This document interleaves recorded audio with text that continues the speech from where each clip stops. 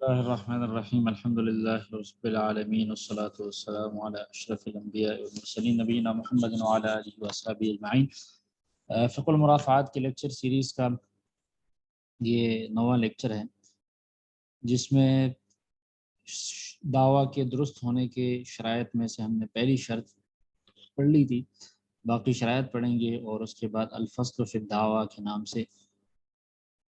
Case کا فیصلہ کس طرح سے کیا جائے گا اس پر کچھ گفتگو ہوگی۔ دعویٰ کے درست ہونے کی شرائط میں سب سے پہلی شرط کہ مدعا علی کا حاضر ہونا ضروری ہے، جس میں اختلاف تھا، وہ پچھلے لیکچر میں اس کی تفصیل گزر گئی تھی۔ دوسری شرط یہ ہے کہ مدعی نے اس سے پہلے کوئی ایسی بات نہ کی ہو جو اس کے ابھی حالیہ دعوے کے خلاف ہو۔ جیسے مثال کے طور پر اگر زید ایک گھر میں رہ رہا تھا اور پہلے کسی بھی وقت کا اس نے قاضی کے پاس آ کر یہ سٹیٹمنٹ دی تھی کہ وہ اس گھر میں رینٹ پہ رہ رہا ہے، اور ابھی اس نے دعویٰ دائر کر دیا کہ وہ اس گھر کا مالک ہے۔ مثال کے طور پہ 2021 میں اس نے دعویٰ دائر کر دیا کہ وہ اس گھر کا مالک ہے 10 سال سے، حالانکہ اس سے پہلے وہ 2015 میں اس بات کو انڈورس کر چکا تھا قاضی کے ہاں کہ وہ اس گھر کا مالک نہیں ہے بلکہ وہ اس گھر میں رینٹ کے طور پہ رہ رہا ہے، تو ایسی صورت میں اس کا یہ دوسرا دعویٰ قابل قبول نہیں ہوگا۔ تیسری شرط یہ ہے کہ جو مدعا بھی ہے، جس چیز کا اس نے دعویٰ کیا ہے، وہ کوئی ایسی چیز ہو جس کا جو ممکن چیز ہو، جس کے ثبوت کا احتمال ہو۔ اگر وہ چیز ایسی ہے کہ جو عام طور پہ عقلی طور پہ محال ہو، ناممکن چیز ہو، تو وہ دعویٰ قابل قبول نہیں ہوگا اور قاضی اس دعوے کو نہیں سنے گا۔ مثال کے طور پر اگر کوئی بچہ مثال کے طور پہ گلی میں پایا جائے یا عام شارع عام پر پایا جائے جس کے نسب میں اختلاف ہو، اور ایک آدمی اس کے نسب کا دعوے دار بن کے آ جائے، حالانکہ اس آدمی اور اس بچے کی عمر میں مثال کے طور پہ 10 سال کا یا 12 سال کا فرق ہو، تو عمومی طور پہ اس طرح نہیں ہو سکتا کہ 12 سال بچہ جو ہے وہ اپنے باپ سے 12 سال یا 10 سال چھوٹا ہو۔ تو ایسی صورت میں چونکہ یہ دعویٰ ظاہری طور پہ ناممکن سا لگ رہا ہے، تو ایسا دعویٰ قابل قبول نہیں ہوگا بلکہ اس دعوے کو ریجیکٹ کر دیا جائے گا۔ چوتھی شرط یہ ہے کہ مدعا بھی جو ہو، جس چیز کا دعویٰ کیا گیا ہو، وہ معلوم ہو۔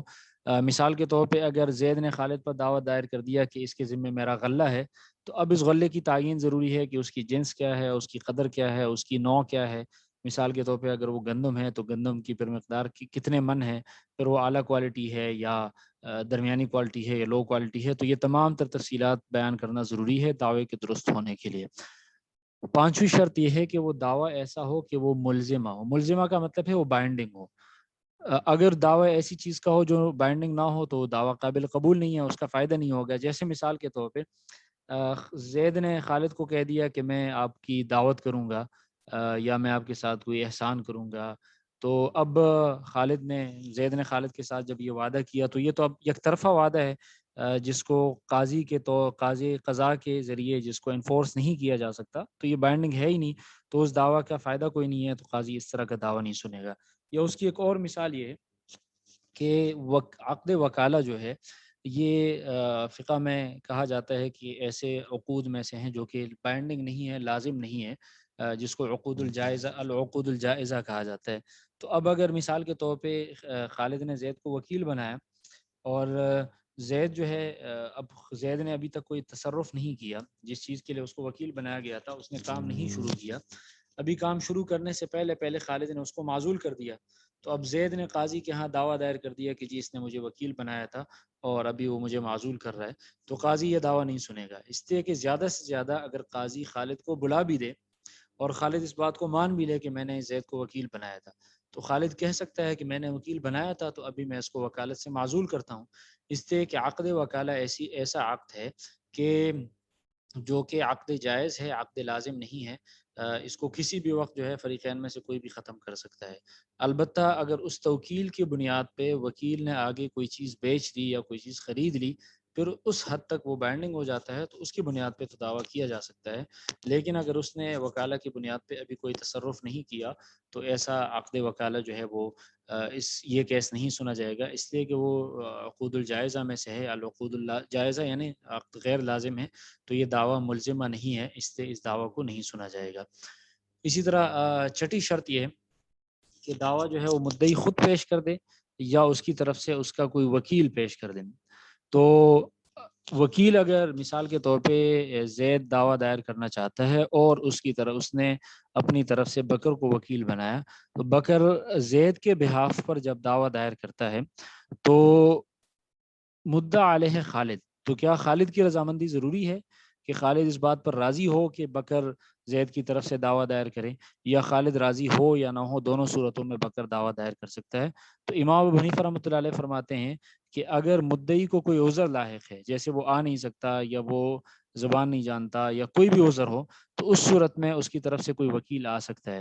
اگر اس کو کوئی عذر نہیں ہے اور وہ وکیل بھیجنا چاہتا ہے تو پھر مدعا علی کا راضی ہونا ضروری ہے۔ اگر مدعا علیہ اس بات کو نہیں مانتا کہ وکیل اس کی طرف سے آ جائے تو پھر مدعی کو خود آنا پڑے گا، وہ وکیل نہیں بھیج سکتا۔ جبکہ صاحبین یہ کہتے ہیں کہ نہیں، مدعا علیہ کی رضامندی ضروری نہیں ہے، مدعی کو اگر عذر ہو پھر تو ویسے بھی وہ وکیل بنا سکتا ہے، اگر اس کو عذر نہ بھی ہو تب بھی وہ وکیل بنا سکتا ہے۔ مدعا علیہ راضی ہو یا راضی نہ ہو، دونوں صورتوں میں وہ وکیل بنا سکتا ہے، دعویٰ درست ہو جائے گا اور مدعا علیہ پر جواب دعویٰ دائر کرنا ضروری ہوگا۔ اب اس ضمن میں یہ اس پہ مختصر گفتگو کر لیتے ہیں کہ کیا کسی کو وکیل بنایا جا سکتا ہے کیس لڑنے کے لیے یا نہیں۔ تو اس کو جس طرح اگر آپ کسی کو کسی چیز کے بیچنے کا وکیل بناتے ہیں تو اس کو وکیل بالبیع کہتے ہیں، کسی چیز کے خریدنے کا وکیل بناتے ہیں تو اس کو وکیل بالشراء کہتے ہیں، اور اگر کیس لڑنے کا اس کو وکیل بناتے ہیں تو اس کو وکیل بالخصومہ کہتے ہیں۔ تو یہ جو وکالہ بالخصومہ ہے یا توکیل بالخصومہ ہے، یہ جائز ہے، اور اس کے جواز کی دلیل یہ ہے کہ عام طور پہ فقہی قاعدہ ہے کہ جو بھی آدمی تصرف کوئی بھی خود کر سکتا ہو اور وہ اس کا پرسنلی ریکوائرڈ نہ ہو تو وہ کسی کو وکیل بھی بنا سکتا ہے۔ جیسے وہ کسی وکیل کے ذریعے خرید و فروخت کر سکتا ہے، اس کے ذریعے نکاح کر سکتا ہے، اس کے ذریعے طلاق دے سکتا ہے۔ اور حضرت علی بن ابی طالب نے اپنے بھائی عقیل کو وکیل بالخصومہ بنایا تھا، جو اس کی طرف سے کیسز وغیرہ لڑ لیا کرتا تھا۔ اور جب عقیل کی عمر زیادہ ہو گئی تو انہوں نے پھر عبداللہ بن جعفر ابن ابی طالب کو اپنی طرف سے وکیل بنایا تھا۔ اور اس کی حکمت یہ ہے کہ عام طور پہ وکیل وکالت میں اس بات کی ضرورت پڑتی ہے کہ آدمی دعوے کو اس طریقے سے پیش کر دے کہ جس میں دلیل کی اچھی طرح سے دلیل کو پیش کیا جائے اور واقعات کو ایک خاص تسلسل سے پیش کیا جائے۔ اور ہر آدمی کے پاس یہ صلاحیت نہیں ہوتی، اس لیے کبھی کبھار وہ یہ ہوتا ہے کہ وہ اپنا حق کھو دیتا ہے اور وہ صحیح طرح سے پریزنٹیشن نہ ہونے کی وجہ سے۔ تو وکیل جو ہے، وکیل پر اگر جو آدمی خصومت کے یا اس کے قضاء کے پیچیدگیوں سے واقف نہ ہو تو اپنی طرف سے کوئی وکیل بنا دے تاکہ اس کا حق ضائع نہ ہو، تو اس لیے وکالہ بالخصومہ جائز ہے۔ اور پھر وکالہ بالخصومہ پر اجر لینا، کوئی پیسے لینا بھی جائز ہے۔ تو اس لیے وکیل جو اپنی فیس مقرر کرتا ہے وہ بھی جائز ہے، لیکن اس کے لیے شرط یہ ہے کہ وہ اجرت بھی معلوم ہو اور عمل بھی معلوم ہو اور وقت بھی معلوم ہو، عوض معلوم ہو کہ اتنی رقم اس کی اجرت ہے، عمل معلوم ہو کہ کون سا عمل، کون سا کام وکیل کے کرنے کا ہے اور کون سا کام وکیل کے کرنے کا نہیں ہے۔ اس بارے میں اگر کوئی عرف ہو اور لوگوں کو پتہ ہو کہ وکیل کون کون سے کام اس کے ذمے ہیں، کون کون سے کام اس کے ذمے نہیں ہیں، تو وہ بھی کیا جا سکتا ہے۔ وہ عرف کا متعین ہونا پورا ہے، پھر الگ سے اس کو وضاحت کے ساتھ لکھنا ضروری نہیں ہے۔ اسی طرح سے اس کی مقدار معلوم ہونی چاہیے کہ یہ 1 سال تک ہے یا کیس کا فیصلہ ہونے تک ہے، کون سے کورٹ سے فیصلہ ہونے تک ہے، لوور کورٹ سے فیصلہ ہونے تک ہے یا ہائی کورٹ سے فیصلہ ہونے تک ہے یا سپریم کورٹ میں بھی چلے گا، تو اس طرح کی تعین اس میں ضروری ہے۔ البتہ وکالت میں یہ نہیں کہا جا سکتا کہ اگر وکیل کیس جیت گیا تو اس کو اجرت ملے گا اور اگر اس کو کیس نہیں جیتا تو اس کو کچھ بھی نہیں ملے گا۔ یہ درست نہیں ہے، اس سے کہ وکیل کا عمل پھر بغیر اجرت کے ہو جائے گا۔ تو یہ ضروری ہے کہ دونوں صورتوں میں اس کے لیے اجرت متعین کر دی جائے۔ اگر اجرت متعین نہ کی گئی تو پھر اس صورت میں وکیل کو اجرت مثل ملے گا۔ اور یہ البتہ یہ کیا جا سکتا ہے کہ وکیل کو کہا جائے کہ اگر تم کیس جیت گئے یا ہار گئے تو دونوں صورتوں میں تمہاری یہ فیس ہے، جیسے 10,000 کی فیس ہے جو منیمم ہے، جو دونوں صورتوں میں ملے گی۔ لیکن اگر آپ کیس جیت گئے تو آپ کو ایک ایکسٹرا بونس کے طور پہ مزید 50,000 روپے مثال کے طور پہ ملیں گے۔ تو اس صورت میں جو منیمم ریمونریشن ہے وہ تو 10,000 کی صورت میں متعین ہے، جو دونوں صورتوں میں وہ اجرت ملے گی۔ لیکن اگر وہ کیس جیت گیا تو اس کو ایکسٹرا بونس کے طور پہ 50,000 اضافی ملیں گے۔ اس طرح کی کنڈیشن رکھی جا سکتی ہے، اس لیے کہ جو منیمم اجرت ہے وہ متعین ہے۔ یہ ایک بہت اہم اور ضروری بات ہے کہ وکالت بالخصومہ کے درست ہونے کے لیے یا اس پر پیسے لینے کے جواز کے لیے شرط یہ ہے کہ وکیل کو یا تو علم ہو یا اس کا غالب گمان یہ ہو کہ اس کا موکل جھوٹ نہیں بول رہا، وہ باطل پر نہیں ہے۔ اگر وکیل کو علم ہو، جس طرح کہ عمومی طور پہ اس کو ضرور علم ہوتا ہے کہ اس کا موکل جھوٹ بول رہا ہے یا سچ بول رہا ہے، اگر اس کو علم ہو کہ اس کا موکل مثال کے طور پہ قاتل ہے، یا وہ جھوٹ بول رہا ہے، یا وہ اس معاملے میں وہ ناحق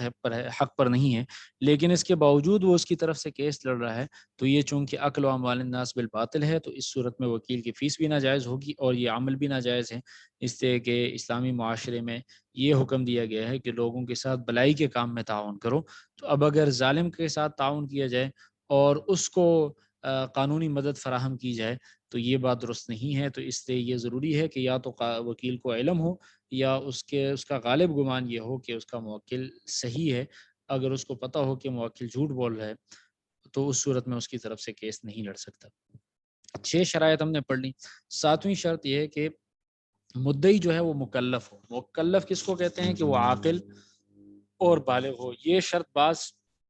شافعی فقہا نے لگائی ہے کہ مدعی کا عاقل اور بالغ ہونا ضروری ہے، جبکہ مالکی فقہا اس طرح کوئی شرط نہیں لگاتے۔ وہ کہتے ہیں کہ کوئی بھی بچہ چاہے وہ عاقل ہو یا نہ ہو، بالغ ہو یا نہ ہو، تو وہ مکلف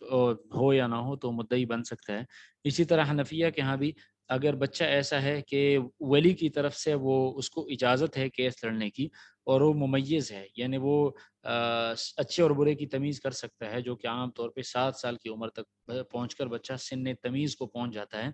تو وہ یہ کہتے ہیں کہ اگر بچہ سبھی ممیز ہو اور ولی کی طرف سے اس کو کیس لڑنے کی اجازت ہو تو وہ خود بھی مدعی بن سکتا ہے۔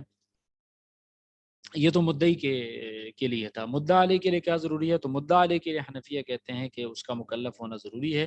اس لیے بچے اور مجنون کے خلاف دعویٰ دائر نہیں کیا جا سکتا۔ اس کے ولی کے خلاف تو دعویٰ دائر کیا جا سکتا ہے، لیکن بچے اور مجنون کو براہ راست پارٹی نہیں بنایا جا سکتا۔ البتہ شافعی فقہا یہ کہتے ہیں کہ ائتلاف میں، یعنی عمومی طور پہ تو بچے اور مجنون کو پارٹی نہیں بنایا جا سکتا، اس کے خلاف دعویٰ دائر نہیں ہو سکتا۔ البتہ اگر انہوں نے کسی کی کوئی چیز تلف کی ہو، جیسے اس کی گاڑی کو آگ لگا دی ہو، یا اس کی کسی اور آدمی کے جانور کو یا اس کی فصل کو ضائع کیا ہو، تو اس صورت میں بچے کے خلاف بھی دعویٰ دائر کیا جا سکتا ہے۔ جبکہ حنفی فقہا یہ کہتے ہیں کہ دعویٰ اگر دائر کیا جائے گا تو وہ اس کے ولی کے خلاف دعویٰ دائر کیا جائے گا۔ جس طرح اگر کوئی جانور کسی کا کوئی فصل ضائع کر دے تو جانور کے خلاف دعویٰ دائر نہیں کیا جاتا، بلکہ اس کے مالک کے خلاف دعویٰ دائر کیا جاتا ہے۔ اسی طرح بچے کے خلاف دعویٰ دائر نہیں کیا جائے گا، بلکہ بچے کے ولی کے خلاف دعویٰ دائر کیا جائے گا۔ تو یہ 7 شرائط جو تھیں یہ اس سے متعلق تھی، دعویٰ کے درست ہونے کے لیے جو 7 شرائط ہیں اس سے متعلق تھی۔ ان میں سے اگر کوئی بھی شرط مسنگ ہو تو جو حضرات اس کو شرط قرار دیتے ہیں تو ان کے مطابق وہ دعویٰ فاسدہ ہوگا، اور اگر یہ تمام شرائط موجود ہوں تو وہ دعویٰ صحیحہ کہلائے گا۔ اس کے بعد دعوے کے درست ہونے کے بعد جب قاضی دعوے کو سماعت کے لیے منظور کر دے اور اس کو صحیح ڈکلیئر کر دے تو اس کے بعد قاضی فیصلہ شروع کرتا ہے۔ تو فیصلہ شروع کرنے کا طریقہ کیا ہے کہ جیسی ہی مثال کے طور پہ زید نے دعویٰ دائر کر دیا خالد کے خلاف 10,000 روپے کا، تو سب سے پہلے قاضی چیک دیکھے گا کہ بادی النظر میں زید کا دعویٰ درست ہے نہیں، تو وہ ان تمام شرائط کو دیکھے گا کہ کیا اس دعوے کے اندر یہ شرائط موجود ہیں یا نہیں۔ اگر دعویٰ کے اندر شرائط موجود نہیں ہے تو قاضی دعوے کو خارج کر دے گا۔ اگر شرائط موجود ہیں تو اس کے بعد سب سے پہلے قاضی مدعا علیہ سے پوچھے گا، خالد سے، کہ کیا تم زید کا دعویٰ تسلیم کرتے ہو؟ اگر وہ کہیں کہ میں زید کا دعویٰ تسلیم کرتا ہوں تو قاضی اس کے خلاف فیصلہ کر دے گا اس کی اقرار کی بنیاد پر، اور اگر خالد نے انکار کر دیا تو اب قاضی جو ہے زید سے کہے گا کہ تم گواہ پیش کرو۔ چونکہ زید مدعی ہے اور مدعی سے گواہ طلب کیے جاتے ہیں تو پھر مدعی سے گواہ طلب کیے جائیں گے۔ اگر مدعی نے گواہ پیش کر دیے اور قاضی ان گواہوں کی کریڈیبلٹی سے مطمئن تھا، اور تو قاضی ان گواہوں کی گواہی کے مطابق زید کے حق میں مدعی کے حق میں فیصلہ دے دے گا۔ اگر مدعی کے پاس گواہ نہیں ہے یا اس نے گواہ پیش کی ہے لیکن قاضی ان پر مطمئن نہیں ہے اور قاضی نے ان کی گواہی کو ریجیکٹ کر دیا اور مدعی کے پاس اب کوئی اور گواہ نہیں ہے، اس صورت میں قاضی مدعا علیہ کو پھر قسم دلوائے گا، لیکن وہ تب جب مدعی کہے کہ مدعا علیہ کو قسم دلوائی جائے۔ اگر مدعی کے نے مطالبہ کیا تو مدعا علیہ کو خالد کو قسم دلوائی جائے گی۔ خالد یہ قسم کہے گا کہ زید کی میرے ذمے کوئی رقم نہیں ہے۔